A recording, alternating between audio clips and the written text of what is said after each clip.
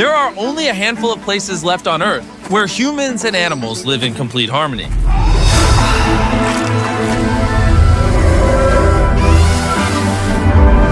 the heart of Africa, in Kenya, lies the Masai Mara. I came here 1 year ago while building 100 wells throughout Africa, where I met the Maasai tribe, an ancient nomadic group that have preserved their culture and way of living for centuries. But just like we see in other places across the globe, greed and human ignorance pose the biggest threat to the natural world.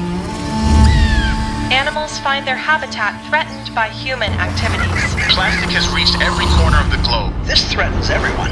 1 million animals around the world are now at risk of extinction.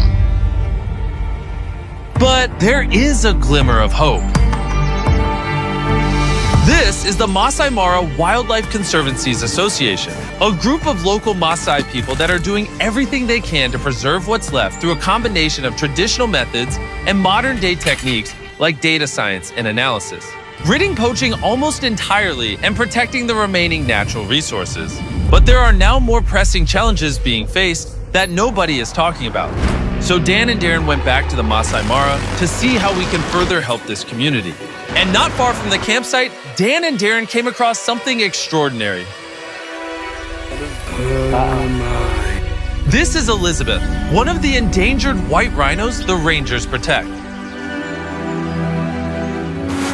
What a beautiful animal. It's unbelievable, The power, you can feel it. 27 years you've been with these animals. Yeah. So they're like children to you. Yes. These rangers work day and night to ensure the protection of these endangered animals. And because they are all local Maasai people, they have a deeper understanding of who they are as shepherds of the wildlife. When we arrived at the campsite, we met with Daniel, the CEO of the Maasai Conservancies, to find out what other challenges they are facing. If you look at the last 40 years, scientific information shows a decline of wildlife numbers, and nearly 40% of the wildlife have been lost. And this was as a result of habitat destructions in particular. The downfall in the Mara all started 60 years ago when the land was divided and given to the Maasai people for private ownership. This led to investors buying the land for development and exploitation of resources. Many Maasai had no choice but to accept the money, abandoning their ancestral heritage and putting the habitat that millions of Maasai and animals rely on at risk of being destroyed. To combat this problem, the Conservancies came up with a plan to incentivize landowners to lease their land to the Maasai Conservancy in return for a monthly payment so that they could preserve their territory and traditions. This idea of conservation is just strengthening our relationship with wildlife and nature. That those people who are considered as custodians of wild animals are now benefiting. In the last 18 years, more than 24 conservancies have been formed in the Masai Mara, allowing for the Maasai tribe and wildlife to flourish together. But Tarn, the lead project manager for the Conservancy, told us that natural disasters and weather events like climate change have proven to be the biggest problem that the Maasai now faces. Sadly, we've had some really unexpected weather events. We've had massive flooding events. We've lost property in the form of tourism camps. And more importantly, we've lost lives from some of the rangers who work out here to protect this valuable ecosystem.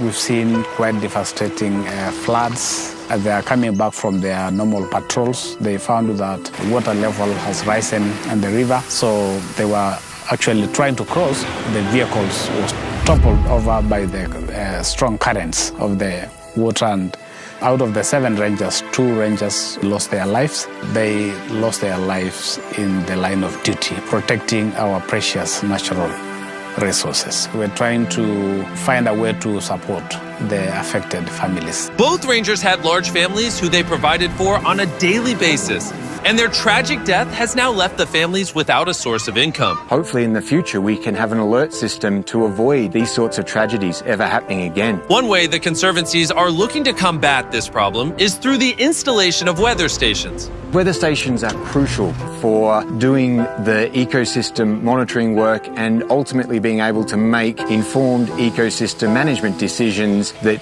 go into the conservation effort here. Another struggle is the complete lack of electricity at the ranger base camps, which makes basic tasks like charging a flashlight and powering the current weather stations extremely difficult. This all goes in to form the backbone infrastructure that these rangers need to be able to do effective ecosystem monitoring and ecosystem management work. And that's been a big shift in how conservation has worked in this landscape over the past 20 years. It feels like we're at an inflection point in time right now, and if we don't do something about this, it may be lost forever. We want to do everything we can to make a long-lasting impact on the conservation in the Masai Mara. So Darren met up with Michelle, the president from our long-term partners Give Power. They have been working with the conservancies in generating clean energy for the rangers. Give Power will be supplying the whole ranger station with clean energy to give light at night. And most importantly, power the weather stations and sensors to predict environmental changes and events to protect the Maasai people. And furthermore, expand the protected Masai Mara areas. So I got very excited about the opportunity to bring power to some of these ranger stations. We also got the opportunity to create a digital connection to be able to transmit important information that they gather in the field to a system that would allow us to start creating carbon credits. Carbon credits are bought by companies to offset their carbon footprint and allows them to release a certain amount of greenhouse gases. If the Conservancy gets additional weather stations, they will be able to sell the carbon credits to companies that need it in order to continually expand and protect the Masai Mara. In addition to the 7 weather stations and solar grids that we installed, Darren is just about to surprise Daniel with even more.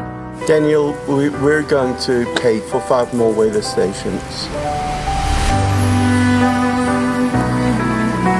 I have no words to express gratitude and the Mara community I'm speaking on their behalf.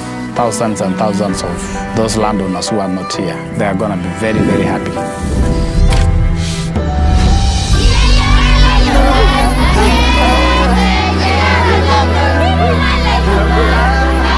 Thanks to all the work that has been done on this project. This will make it possible for the rangers to be well equipped for their fight to protect the wildlife. The conservancies will also be able to generate their own income from the carbon projects, allowing for enough funds to lease out more lands. That will provide larger areas for the wildlife to thrive, as well as offer the Maasai people the opportunity to live as they have done for centuries. We're also ensuring that the new generations will have to continue what we have started, because it is also actually changing their livelihoods. It is actually providing income to thousands and thousands of households. It's a blessing to us. Even after our donation and Daniel's immense gratitude for this to all become a reality, the Masai Mara still needs an additional 5 weather and power stations, which totals to the amount of $100,000. And that is where we need your help, so please click the donate button below. Every single dollar makes a difference. Before Dan and Darren left, they went to visit the families that lost husbands and fathers in the massive flooding. Daniel then explained that Beast Philanthropy will be donating enough money to cover their living expenses for an entire year, lifting this massive financial burden off their shoulders.